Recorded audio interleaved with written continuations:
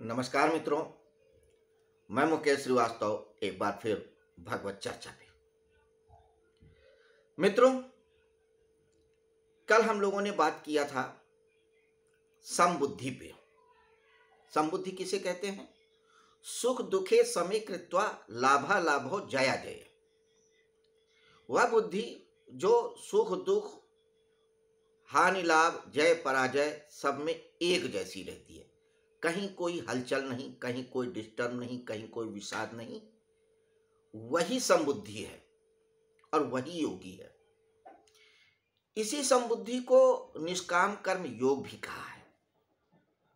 निष्काम कर्म योग माने कर्म में से कामना हटा दिया जाए, वही निष्काम कर्म योग। यह हमने जाना। तो वही कह रहे हैं भगवान श्री कृष्ण अर्जुन से कि तू भी निष्काम कर्म योग को प्राप्त हो, तू भी समता वाली बुद्धि को प्राप्त हो, तू भी सुख दुख हानि लाभ जय पराजय में सम रहे, बिना हिले डुले, बिल्कुल पहिए के संसार चक्र के बिल्कुल केंद्र की तरह। तो जो कृत्य करेगा उससे कोई पाप नहीं होगा, कोई पुण्य नहीं होगा, कोई अच्छाई नहीं होगी, कोई बुराई नहीं होगी, सिर्फ कृत्य होगा, कृत्य होगा, कृत्य होगा। अब आगे के श्लोकों में इस समता वाली बुद्धि के बारे में बताते हैं कि ऐसा क्यों होता है। थोड़ा सा डिस्क्राइब करते हैं कि ऐसा क्यों होता है कि हमारी बहुत सारी बुद्धि होती है।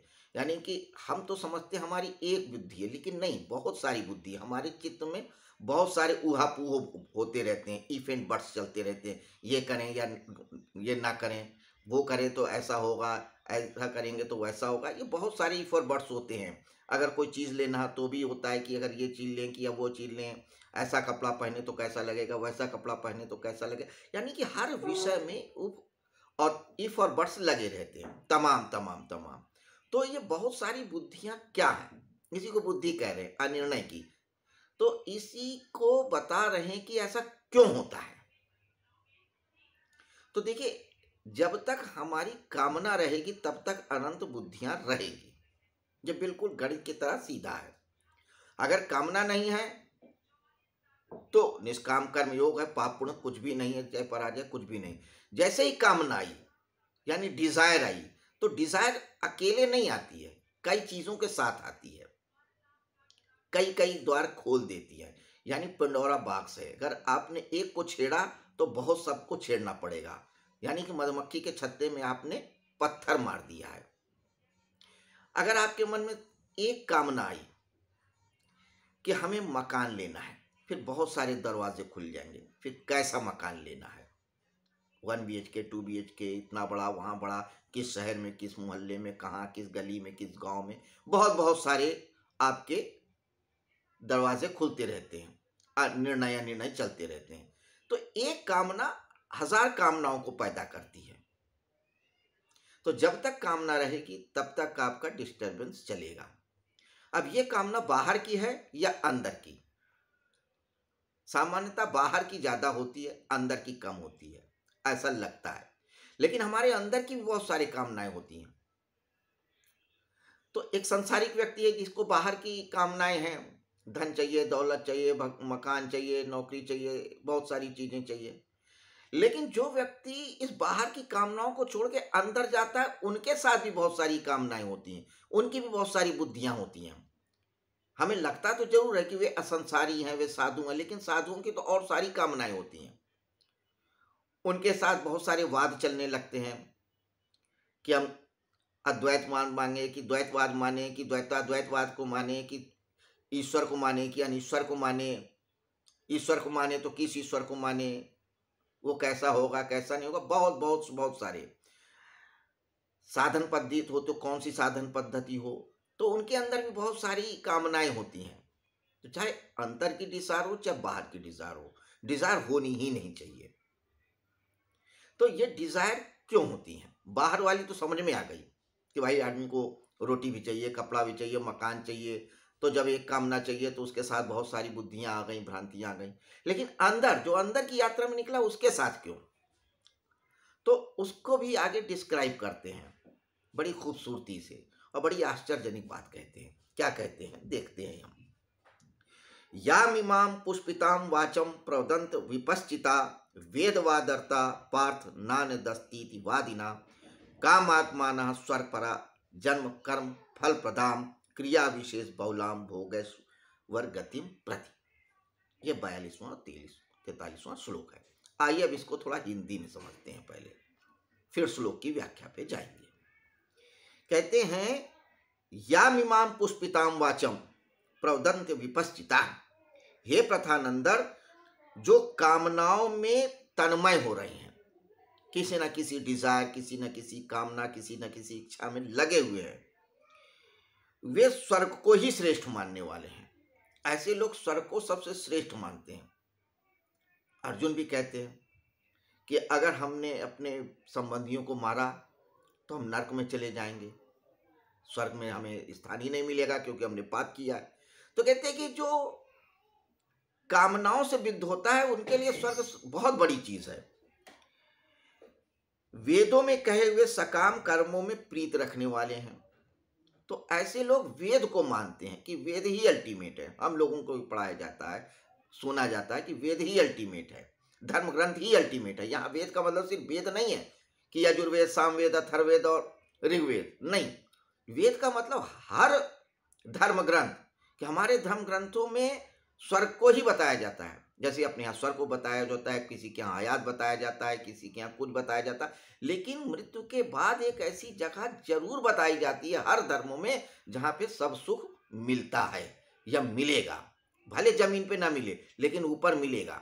अगर तुम ये कर्म करोगे, अगर तुम ऐसे रहोगे, ऐसे करोगे, ऐसे बोलोगे, ऐसा आचरण करोगे, तो एक लॉलीपॉप दिखाता है हर धर्म कि अगर तुम्हें यहाँ नहीं मिला तो परेशान मत हो, तुम इस तरीके का आचरण और इस तरीके का कर्म करोगे तो स्वर्ग में मिलेगा, मरने के बाद मिलेगा।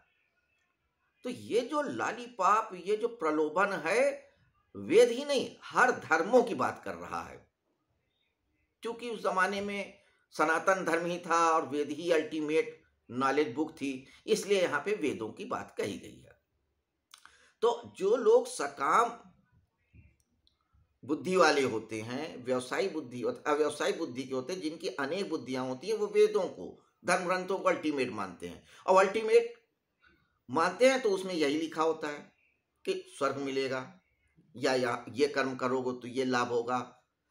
तो वहां पर भी एक प्रलोभन है, लेकिन कृष्ण बात कहते हैं किसी प्रलोभन की बात ही नहीं करते, सारे प्रलोभन से हट जाओ, सारी कामनाओं से हट जाओ।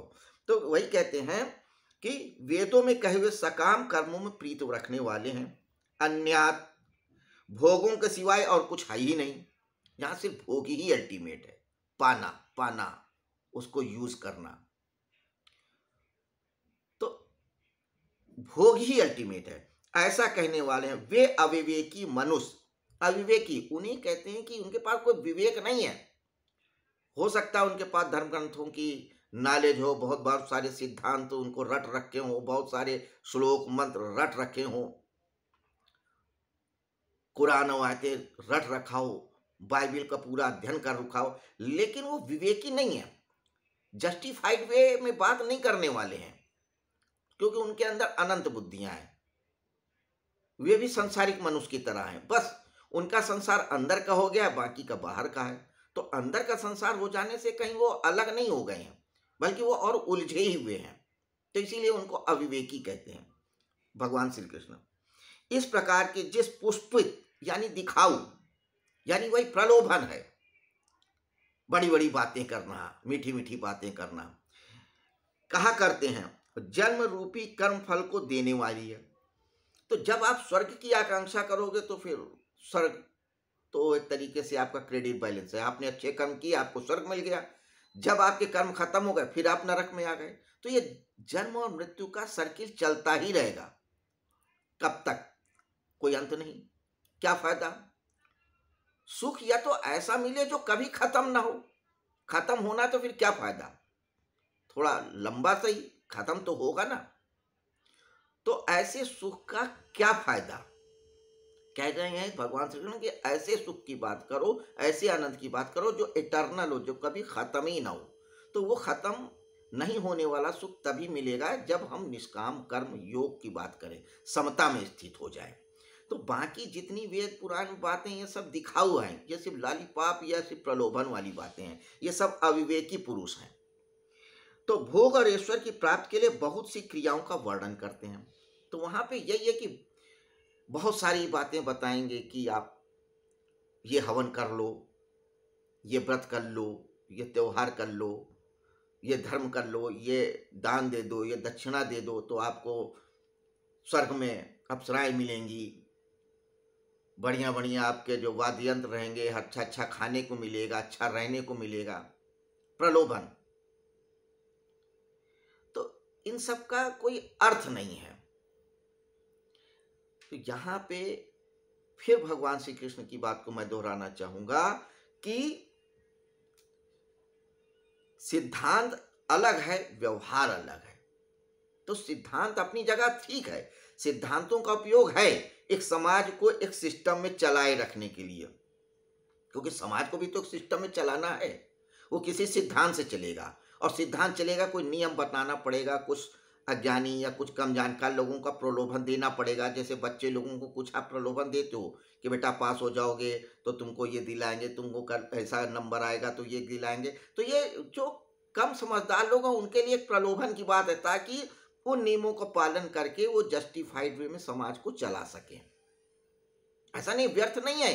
वेद पुराण और कुरान की बातें बहुत लाभकारी हैं, लेकिन वो लाभकारी इस सेंस में है कि उससे समाज एक सिस्टम में चलता रहता है। लेकिन जिनको इस सिस्टम के बाहर जाकर के कुछ अल्टीमेट, कुछ उससे उच्चतर पाना है, जो लाभ हानि, जय पराजय, स्वर्ग नरक सब चीजों से अलग हो, इटर्नल हो, जिसको पाने के बाद कुछ पाना ना हो, जिसको जानने के बाद कुछ जानना ना हो, जिसको करने के बाद कुछ करना ना हो, वैसी स्थिति पाने के लिए उन सब के लिए आपको समता वाली बुद्धि रखना होगा, यानी निष्काम कर्म को करना होगा। हालांकि निष्काम कर्म किया नहीं जाता, हुआ जाता है। तो कैसे हुआ जाएगा, क्या हुआ जाएगा, ये सब बातें क्रमशः करेंगे। लेकिन अभी ये व्यवसायिक बुद्धि, अव्यवसायिक बुद्धि के बारे में आगे क्या भगवान कृष्ण बोलते हैं अर्जुन को, ये सब हम लोग देखेंगे कल। लेकिन आज फिलहाल इतना ही।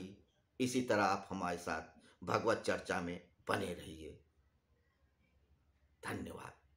नमस्कार।